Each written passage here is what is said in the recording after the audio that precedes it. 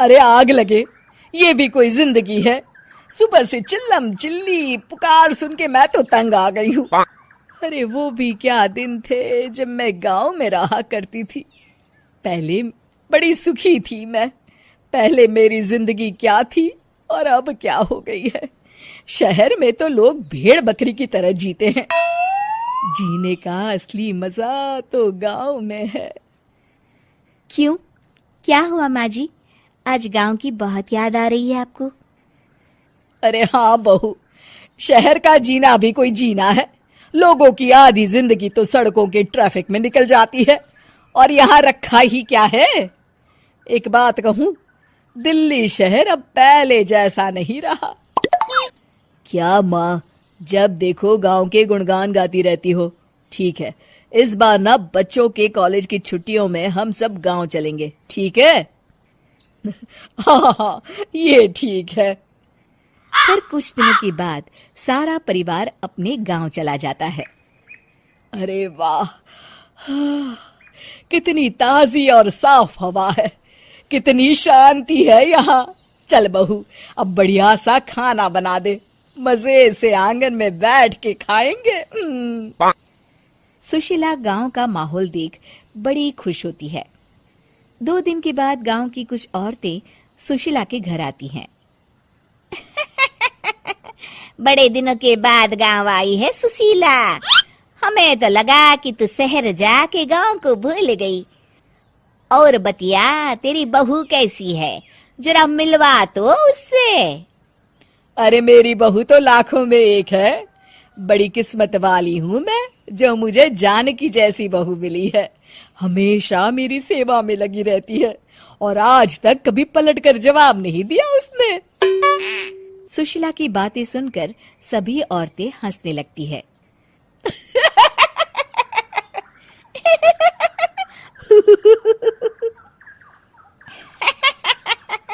अरे कुछ भी बोले जा रही है। तबीयत तो ठीक है? तेरी बहू चांद से आई है क्या? क्यों बहनों, दुनिया की कोई भी बहू अच्छी होती है क्या? सब औरतें ममता की हाँ में हाँ मिलाती हैं। अरे मैं तो कहती हूँ दुनिया की हर बहू सास का खून चूसने वाली डायन होती है, डायन। मैं तो एक बिल में 1000 सांप के साथ रह सकती हूँ, लेकिन अपनी बहू के साथ नहीं रह सकती। हाँ, तूने सही कहा। मेरी बहू तो तेरी बहू से भी 2 कदम आगे है। सब औरतों की बातें सुनकर ममता मन ही मन बड़बड़ाती है। अरे ये गांव सुधर गया, लेकिन औरतें नहीं सुधरी। अगर थोड़ी देर और इनकी बेवकूफी भरी बातें सुनूंगी तो मैं सच में पागल हो जाऊंगी। फिर सुशीला उन औरतों को घर से दफा कर देती है और राहत की सांस लेती है। अरे बहू, जरा बाम लाके मेरे सर पर तो लगा दे। उन औरतों की फालतू बातें सुनकर मेरा सर चकरा गया है। इस गांव की औरतों का तो भगवान ही मालिक है।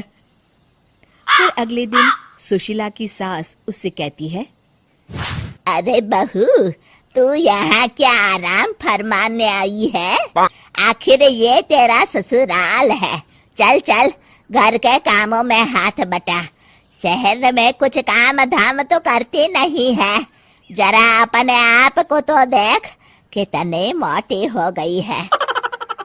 सारा दिन घर का काम करने के बाद शाम को सुशीला, हाय मेरी कमर, हाय मेरे पैरों ने तो जवाब दे दिया। आज तो मुझसे मक्खी भी न मारी जाएगी। अरे बहू, जरा आकर मेरे हाथ पैर तो दबा दे। जी माँ जी, अभी आती हूँ। तभी सुशीला की सास जानकी को रोकते हुए कहती है, अरे रुक जा बहू, एक दिन काम करके इसको इसकी नानी याद आ गई। हम लोग तो रोज इतना काम करते हैं, कोई जरूरत नहीं इसके हाथ पैर दबाने की। सुबह तक सब ठीक हो जाएगा। सुशीला अपनी सास की बातें सुनकर हैरान रह जाती है। इस तरह धीरे धीरे गांव आने के बाद सुशीला की परेशानी शुरू हो जाती है। फिर एक दिन अरे आज तो मैं कपिल शर्मा देखूंगी क्योंकि आज संडे है। सुशीला जैसे ही टीवी ऑन करती है तभी बिजली कट जाती है। अरे सत्यानाश, इस बिजली को भी अभी जाना था।